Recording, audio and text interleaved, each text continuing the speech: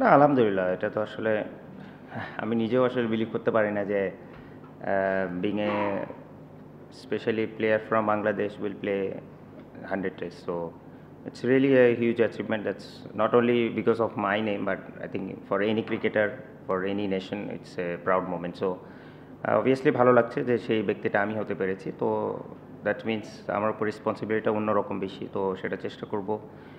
আর যে কটা ম্যাচই হয়তো যেভাবেই খেলতে পারি, ইনশাল্লাহ চেষ্টা থাকবে যেন সেটার প্রতিফলন দিতে পারি মাঠে। আর সাথে সাথে যেন ড্রেসিং রুমের আমি যাওয়ার পরে এমনও যেন ১-২টা প্লেয়ার দিয়ে রেখে যেতে পারি যেন সেই গ্যাপটা যেন পূরণ হয়ে যায় ইনশাল্লাহ।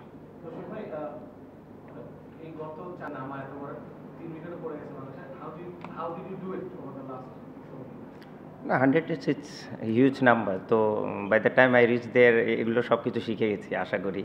তো সেটাই এক্সপিরিয়েন্সটাই গ্যাদার করার চেষ্টা করেছি এবং কাম থাকার চেষ্টা করেছি। আর to be honest, I really thanks again to BCB what they planned that morning. It really feels great and I really feel honored on that yesterday especially. So আমি মনে করি যে অ্যাটলিস্ট যেটা আমি আবারও বলি যে শুধু আমি না, আমি মনে করি এই যে রিকগনিশনগুলো যদি থাকে আমার মনে হয় যে কোনো ক্রিকেটার বলেন বা যে কোনো ইন্ডিভিজুয়ালের জন্য বলে তার জন্য বড় একটা ইন্সপিরেশন থাকবে।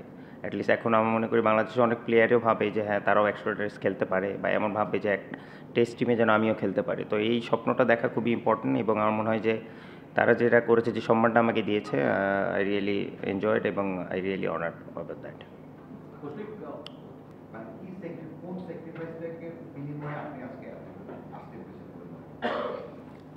আমার মনে হয় সবচেয়ে বড় স্যাক্রিফাইস যে আমার সাপোর্টটা আমার স্ত্রী দিয়েছে, my wife to be honest. কারণ আপনারাও জানেন যে হয়তোবা দেখে যে আমি হয়তোবা একটু অন্যদের তুলনায় বেশি প্র্যাকটিস করি, বাট এটা পসিবল কখনোই হতো না যদি আমার ঘরে এরকম একটা এনভায়রনমেন্ট না থাকতো। এবং আপনারা কজন জানে না, আমরা জয়েন্ট ফ্যামিলি থেকে বিলং করি। তো দেখা যায় যে আমার ওয়াইফের ওপর যে এক্সপেকটেশনটা আছে এবং সবাইকে ওইভাবে ম্যানেজ করা, কিছু হলেই ওকে ফোন দিয়ে এটা প্রবলেম বা এটা বা আমার যত টাকা ইমার্জেন্সি আমার দিক থেকে না আসা পর্যন্ত ও যদি সব কিছু করতে পারে সেগুলো ম্যানেজ করা, তো ইটস এ হিউজ থিং। তো এটা আমি বলবো যে আমার এটা অনেক বড় স্যাক্রিফাইস। হ্যাঁ, যদিও ওই সময়গুলো হয়তো বা আমি আর ফিরে পাবো না, কারণ আমার দুটো বাচ্চা আছে সেই সময়গুলো।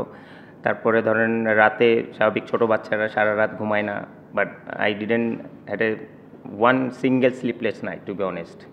কারণ সেই ম্যাক্সিমাম সময় না, পুরোটা সময় সেই রাত জেগে বাচ্চাদেরকে মানুষ করেছে এবং আমাকে ওই টেনশন থেকে মুক্ত করার চেষ্টা করেছে। So which is I am really for ever তার কাছে গ্রেটফুল। হয়তো বা কখনো এরকম করে তার সামনেও বলা হয় না, তো এটারও একটা কমপ্লেন আছে। বাট টু বি অনেস্ট সে দেখতে বলবো I was really lucky on that part. কারণ এটা একটা হিউজ পার্ট, যদিও অলমোস্ট আমার 11 বছরের মতো হয়েছে সংসার লাইফ, বাট আমি মনে করি যে আমার ক্রিকেটের ইম্প্যাক্ট যদি আপনারা 2014 পর থেকে দেখেন, it's a huge part in my life. So on that regards I really thanks her.